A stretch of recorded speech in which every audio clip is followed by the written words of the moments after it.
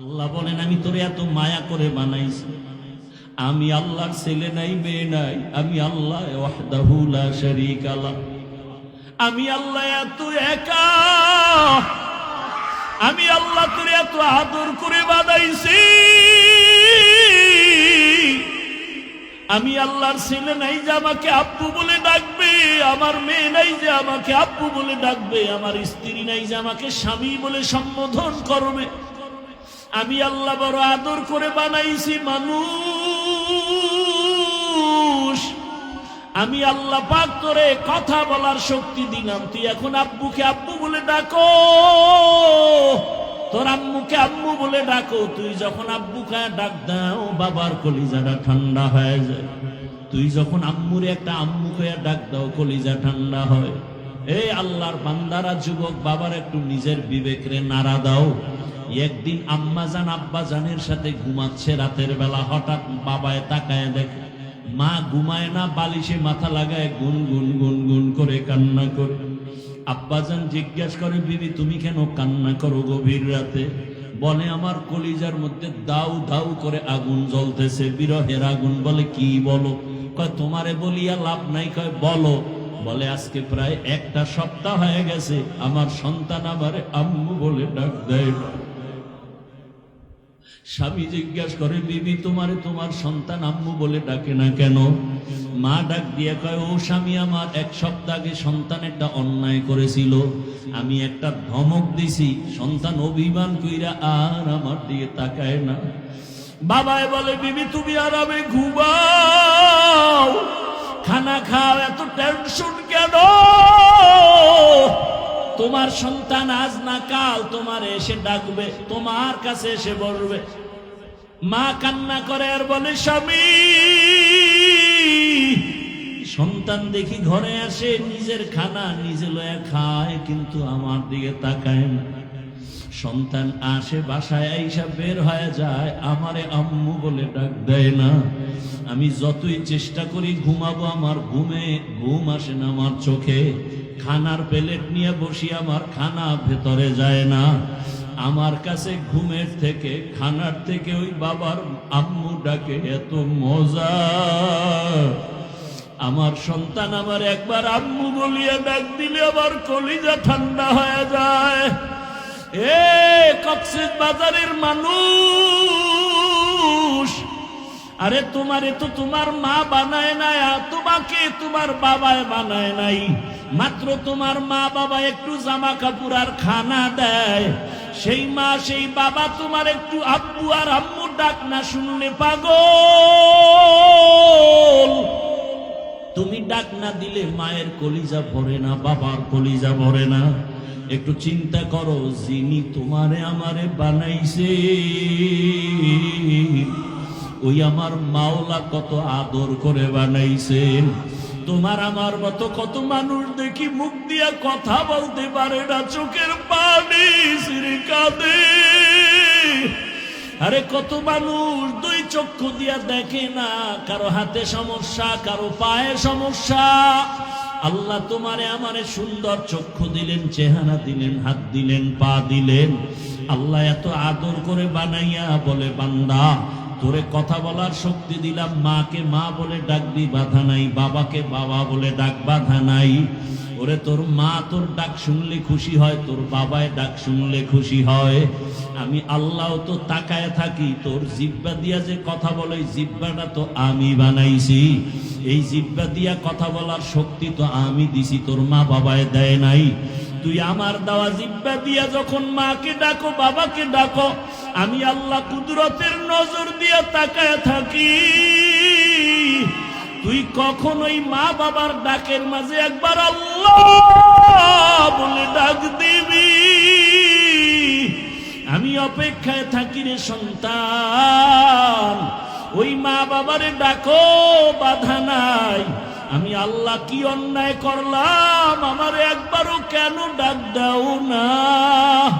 মা গর্রাকা বিরব্বিকাল কারীম, ওরে তোরে কে আমার থেকে দূরে সরাইয়া রাখছে? বান্দা আয় আয় আয়, রহমতের দরজা দিয়ে তোরে ডাকতেছি, কই যাও? যেদিকেই যাবি জাহান্নামের আগুন।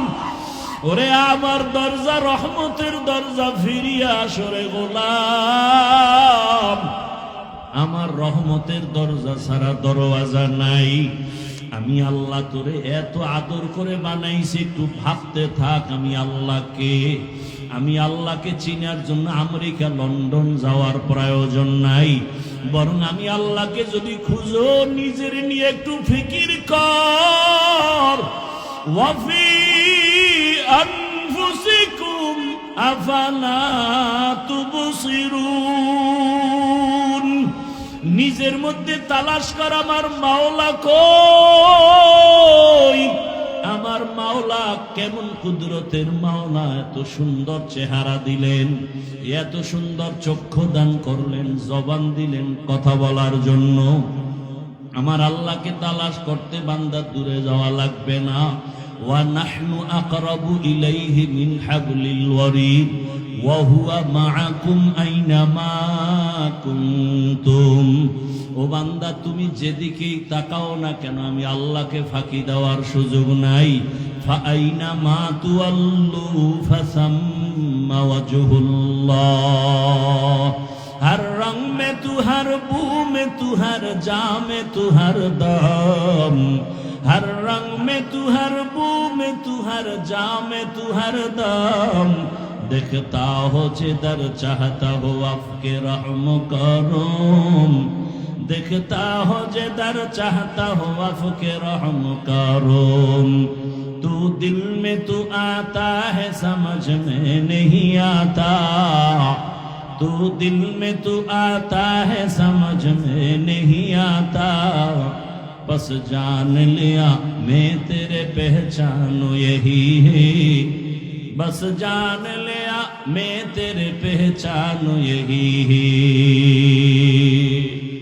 আল্লাহ বলেন, ও বান্দা, আমার মোহাব্বতের বন্ধনে তুমি চলে যাও, তোমার দুনিয়াতে কোনো পেরেশানি থাকবে না। মান কানা লিল্লাহ কানাল্লাহু লাহ। যে ব্যক্তি আমার আল্লাহর হয়ে যাবে, গোটা দুনিয়া তার গোলাম হয়ে যাবে। قال رسول الله صلى الله عليه وآله وسلم الدنيا خلقت لكم وأنكم خلقتم للآخرة। নবীজি বলেন, দুনিয়ার সবকিছু তোমার আমার গোলাম, আর তোমাকে আমাকে আমার আল্লাহ বানাইছেন তার গোলাম। আল্লাহ পাক বলেন, ওয়ামা খালাকুতুল জিন্না ওয়াল ইনসা ইল্লা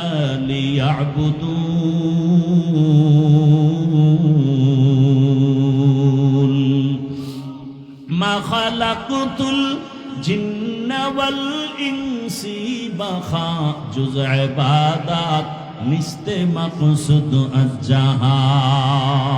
আল্লাহ তাআলা বলেন, আমি মানুষ আর জিনকে সৃষ্টি করি নাই। আল্লাহ বলেন, হ্যাঁ করেছি, একটা কাজের জন্য, ইবাদতের জন্য। বলেন কার ইবাদত? জোরে বলেন, আল্লাহর ইবাদত। ভালো করে বুঝি, আল্লাহ বলেন আমি মানুষ ও জিন সৃষ্টি করি নাই, হ্যাঁ করেছি ইবাদতের জন্য। আল্লাহ পাক ডাইরেক্ট বললেই তো হয়ে যাইতো, আমি মানুষ ও জিনকে ইবাদতের জন্য বানাইছি। প্রথমে নেতিবাচক আওয়াজ দিলেন, তোমাদের সৃষ্টি করি নাই। এরপরে আবার বললেন, হ্যাঁ করেছি ইবাদতের জন্য। আল্লাহ ঘুরাইয়া বললেন, কেন? ফি'লুল হাকিম লা ইয়াখলু আনিল হিকমা। হাকিমের কাজ হিকমত থেকে খালি না, জ্ঞানীদের কাজ জ্ঞান থেকে শূন্য না। আল্লাহ এমন বললেন কেন? মানুষের জেহেন আর অন্তরকে খালি করে ফেললেন। তোমার জেহেন অন্তর খালি করো, তোমাকে বানানোই হয় নাই। এইবার অন্তরে একটা কথাই ঢুকাও, তোমার মৃত্যু পর্যন্ত জীবনে কাজ একটা, আর কোনো কাজ তোমার দুনিয়াতে নাই। ওই একটা কাজের নাম হলো ইবাদত। কাজের নাম কি? এবার বুঝার চেষ্টা করেন, ইবাদত কি, ইবাদত কেন, ইবাদত কিভাবে। এই অনেকে মনে করে ইবাদত মানি তসবিহ হাতে নাও, পাগড়ি লাগাও, মসজিদে যাও, জিকির করো, তেলাওয়াত করো, ইবাদত শেষ হয়ে গেছে। না না, ভালো করে বুঝবেন ইবাদত কি, ইবাদত কেন, ইবাদত কিভাবে। এই তিনটা প্রশ্নের জবাব দিয়ে মুনাজাত হয়ে যাবে। ধৈর্য হবে তো ইনশাআল্লাহ। আল্লাহ কবুল করেন। আরো আস্তে করে বলেন ইবাদত কি, কেন, কিভাবে বলার আগে আয়াতটার উপরে আরো 2-4 মিনিট কথা। আল্লাহ তাআলা বললেন আমি মানুষ ও জিন বানাবার একমাত্র কারণ ইবাদত। অনেক মুফাসসিরিনে কেরাম এখানে ইবাদতের ব্যাখ্যা করতে গিয়ে লেখছেন লিয়াবুদুনের ব্যাখ্যায় বলেছেন আয় লিয়ারিফুন। আরাফা ইয়ারিফু থেকে মারিফাত, মারিফাত মানে আল্লাহর পরিচয় লাভ করা। মারিফাত মানে কি? কথা বলতে হবে। মারিফাত মানে আল্লাহ পরিচয় লাভ করা। তাহলে আয়াত কি হইল এখন? ইবাদত মানে মারিফাত অর্জন করা। তো আয়াতটা কেমন হবে? বলে ওয়া মা খালাকতুল জিন্না ওয়াল ইনসা ইল্লা লিয়ারিফুন। ইবাদত মানে মারিফাত, মারিফাত মানে পরিচয় লাভ করা। কার পরিচয়? এখন প্রশ্ন, আল্লাহ যদি মারিফতের জন্যই আমাদের বানায় থাকেন তাহলে ইবাদত শব্দ না বলে ডাইরেক্ট মারিফতের শব্দ দিয়ে বলতেন লিয়ারিফুন। ব্যাখ্যায় গিয়া কেন আর মারিফতের কথা? আল্লাহ তাআলা ডাইরেক্ট যদি বলতেন আমি মারিফতের জন্য সৃষ্টি করেছি, আরে এখানেই তো আল্লাহর কুদরত, এখানেই তো বালাগাত ফাসাহাত, এখানেই তো আল্লাহর কথার অলংকার। আল্লাহ কেমন কুদরতের মালিক। এক একটা শব্দ দিয়া বান্দা গবেষণা করো, তোমার জীবন চলে যাবে আমার মাওলার জ্ঞানের সীমানা তুমি খুঁজে পাবা না। ইলমে রায়ে জাজু করদান বেহিসাব, খলকে রাদা দান জওয়াবে বা সওয়াব, হক না দারত দোস্তে খলকা জারেরা, নিস্তে ই খসলত একে দিনদারেরা। আল্লাহ শাহাদা, আল্লাহ তো গায়বের মালিক। আল্লাহ তো জানতেন আখির নবীর উম্মতের শেষ দিকে অনেক ভেজাল শুরু হয়ে যাবে। একদল মানুষ মাইক লইয়া চিল্লায়া বলবে মারিফত বলতে কিছু নাই। এইরকম বলনেওয়ালা আপনাদের জানা মতে কেউ আসেনি এই যুগে? সত্য কথা স্বীকার করবেন না? মারিফত বলতে কিছু নাই। আল্লাহ তাআলা বুঝাইলেন আরে উপরের কাভার দেখা তুমি নির্ণয় করিও না ভেতরের হালাত। এই যে বয়ানে উঠার আগে আপনাদের মুতল্লি সাহেবের ছেলে বয়ানে আসবো, কলা দিছে, কলা, ওই কলা আমার খুব প্রিয় কলা, ঢাকায় বলে বাংলা কলা, দুধ দিয়ে খায়, গাভীর দুধ কলা, কোথাও কুবরি কলা বলে। খুব মজার, আপনাদের এই এলাকায় এটা বেশি পাওয়া যায়। তো আপনারা বাজারে গিয়ে দেখবেন কলা কিনতে গেলে কলার উপরের যেই বাকলটা আছে, কাভারটা আছে, এটা কালো দাগ পরে মনে হয় পচে গেছে, তার মানে ভিতরের অংশ খারাপ। আপনারা কখনো দেখছেন উপরের পুরা কাভারটা কালো পচা, কিন্তু ভেতরটা টোটালটাই ফ্রেশ? দেখেন নাই? তাহলে উপরের কাভার দেখা নির্ণয় করিও না ভেতর খারাপ। আরে শুধু কোরআনের তরজমা দিয়ে আল্লাহ পাবি না। আরে শুধু তরজমা দিলেই তো কোরআনের মধু তোমার ভেতরে আসবে না। তুমি যদি মধু খুঁজতে চাও, ব্যাখ্যা খুঁজো, ব্যাখ্যা। তুমি খালি আলহামদুর মধ্যে পাইছো আলা দলিন, গোমরাহ, দলান, দলিন মানে পথভ্রষ্ট। এখন এই তরজমা তুমি যেখানে সেখানে লাগাইলে কপাল ভরে যাবে। কেমনে কয় অদ্দুহা ওয়াল্লাইলি ইযা সাজা মা ওয়াদ্দাআকা রাব্বুকা ওয়া মা ক্বালা ওয়ালাল আখিরাতু খায়রুল লাকা মিনাল উলা ওয়ালা সাওফা ইউতিকা রাব্বুকা ফাতারদা আলাম ইয়াজিদিকা ইয়াতীমান ফাআওয়া ওয়া ওয়াজাদাকা দাল্লান ফাহাদা। আলহামদু সূরার মধ্যে দল্লিন, এখানে দল্লান, দল্লিন, দল্লানের অর্থই হলো গোমরাহ, পথভ্রষ্ট। এখন ওখানে ওয়ালা দল্লিন মানে পথভ্রষ্টতার থেকে আমাকে বাঁচাও। ওই তর্জমা যদি অদ্দুহার মধ্যে কও, আমার রসুলকে আল্লাহ পাইছেন পথভ্রষ্ট, আল্লাহ হেদায়াত দিছেন, তোমার ঈমান চলে যাবে, বিয়া করলে বউ তালাকের রাস্তায় চলে যাবে। এই জন্য কোরআনের শুধু তর্জমা দিয়া না, তুমি শুধু ইবাদতের অর্থ করলে হবে না, এখানে ব্যাখ্যা মুফাসসিরিনে কেরামরা কি করে গেছেন। আরে মুফাসসিরিনে কেরামদের তর্জমা ধরবা কেন? কারণ তাদের তর্জমার মূল্য বেশি। কারণ তোমার আমার জবান নাপাক গীবতের কারণে, মিথ্যা বলার কারণে, গালির কারণে, তোমার আমার চক্ষু নাপাক বেগানা দেখার কারণে, তোমার আমার হাত নাপাক অন্তর নাপাক, কিন্তু যারা তাকওয়ার মানদণ্ডে ছিলেন, ইচ্ছা করে গুনাহ করে নাই, গুনাহ হয়ে গেলে তওবা করতেও দেরি করে নাই, এদের ব্যাখ্যা নিবা, জীবনের বন্ধ তালা খুলে যাবে। মুফাসসিরিনে কেরাম তরজমা নিছেন, বলে ইবাদত দিয়ে এখানে উদ্দেশ্য মারিফত।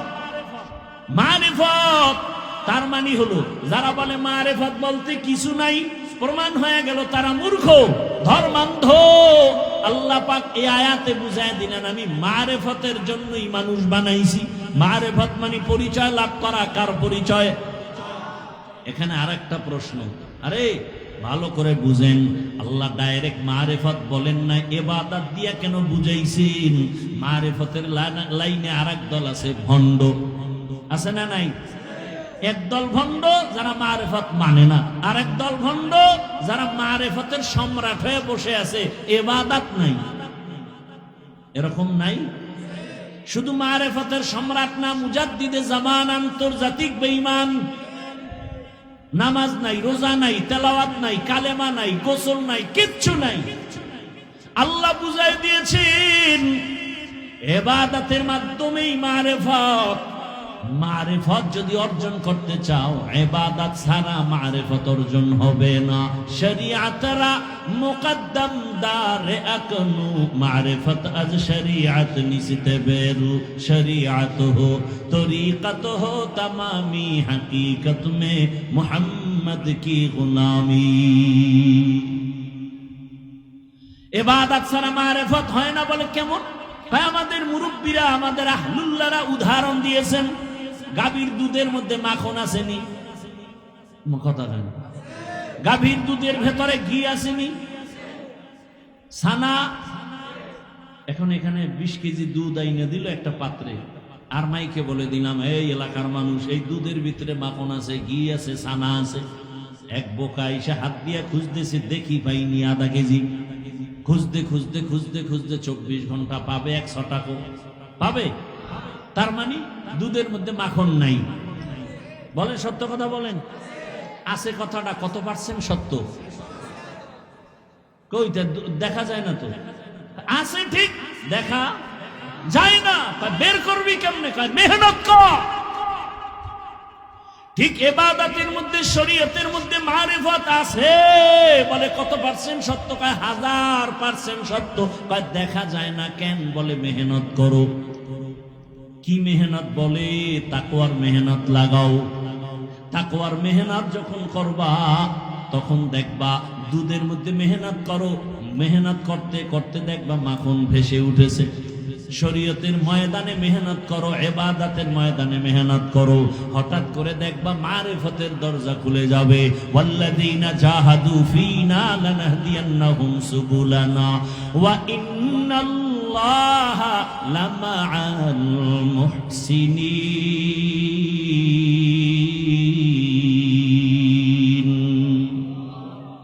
আল্লাহর মোহাব্বত নিয়ে বান্দা ময়দানে আগাইতে থাকো, চেষ্টা করে যাও।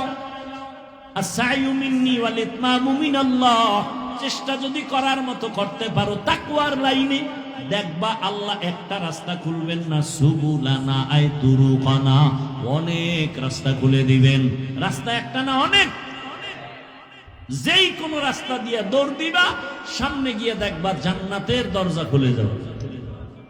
ইমামে আবু হানিফার দরজা দিয়ে ঢোকো, দেখবা ওখানে সামনে আগাইতে আগাইতে সিরাতাল মুস্তাকিমের সাথে মোলাকাত। ইমাম শাফিঈ রাহমাতুল্লাহ আলাইহির মাযহাব মাইনে ওই রাস্তায় ঢোকো, দৌড়াও, দেখবা সিরাতাল মুস্তাকিমের সাথে মোলাকাত। ইমাম মালিক রাহমাতুল্লাহ আলাইহির রাস্তায় দৌড়াও, সামনে গিয়ে দেখবা সিরাতাল মুস্তাকিমের সাথে মোলাকাত। ইমাম আহমদ বিন হাম্বলের রাস্তায় দৌড়াও, সামনে গিয়ে দেখবা সিরাতাল মুস্তাকিমের সাথে মোলাকাত হয়ে যাবে সবাই, কারণ এরা তাকওয়ার ময়দানে নিজেদের জীবনকে সুন্দরভাবে আস্তর করে নিয়েছেন। ওরে আল্লাহর বান্দা, এদের তাকওয়ার কোনো অভাব নাই। ইমামে আজম কি পরিমাণ তাকওয়াওয়ালা, সারা রাত বয়ান করলে শেষ করা যাবে। লাকাদ জানাল বিলাদা ওয়া মান আলাইহা ইমামুল মুসলিমিনা আবু হানিফা। এবার আসেন ইবাদত কি, ইবাদত কেন, ইবাদত কিভাবে, ইবাদত কি কথার জবাব হলো মানুষের জীবনের প্রত্যেকটা সাইডে আল্লাহর হুকুম বাস্তবায়ন করে চলার নাম ইবাদত। আল্লাহর হুকুম জীবনে বাস্তবায়ন করার নাম ইবাদত। আল্লাহর হুকুম নাই এমন কোন রাস্তা, এমন কোন কাজ মুমিনের নাই। আপনি বাথরুমে যাবেন, সেখানেও আপনার আল্লাহর নির্দেশনা। কেমনে ঘুমাবেন, কেমনে খাবেন, কিভাবে ব্যবসা করবেন, চাকরি করবেন, সব জায়গায় আল্লাহর হুকুম বাস্তবায়ন করেন ইবাদত। দুনিয়াতে যা করবেন সব ইবাদত। এই ইবাদত কেন করব, কেন বলে ইবাদত করার মূল টার্গেট আমার রবের সাথে মোলাকাত। ইবাদত করার মাকসাদ হলো রবের সাথে মোলাকাত, বিনিময়ে পুরস্কার পাবো, শান্তির ঠিকানা জান্নাত। ফামান কানা ইয়ারজু লিকা রাব্বিহি ফালইআমাল আমালান সালিহা ওয়া লা ইউশরিক বিইবাদাতি রাব্বিহি আহাদা। বান্দা, তুমি আমার মোলাকাত যদি চাও, নেক আমল করো, শিরকের গুনাহ থেকে নিজেকে বাঁচাও। তো ইবাদত কেন করব? রবের সাথে হবে মোলাকাত, বিনিময়ে পুরস্কার পাবো জান্নাত। আল্লাহ তাআলা সে জান্নাত আমাকে বিনা হিসাবে দিবেন। ইন্নাল্লাযীনা আমানু ওয়া আমিলুস সালিহাত কানাত লাহুম জান্নাতুল ফিরদাউসি নুজুলা। ইবাদত কিভাবে করব? মনে চাইছে পূর্ব দিকে ফিরে নামাজে দাঁড়াবো, হবে না। মনে চাইছে উল্টা পাল্টা মন গড়া যাকাত দিব, হবে না। কয় এক কথায় জবাব, ইবাদত কি? জীবনে আল্লাহর হুকুম বাস্তবায়ন করার নাম ইবাদত। কেন করব? রবের মোলাকাত, বিনিময়ে পুরস্কার জান্নাত। কিভাবে করব? এক কথায় জবাব, রাসূলের আদর্শ অনুযায়ী। কার আদর্শ? আর কারো আদর্শ মানা যাবে? রাসূলের আদর্শ পারফেক্ট, পাওয়ারফুল। এক কথায় জবাব, রাসূলের আদর্শই হলো পাক।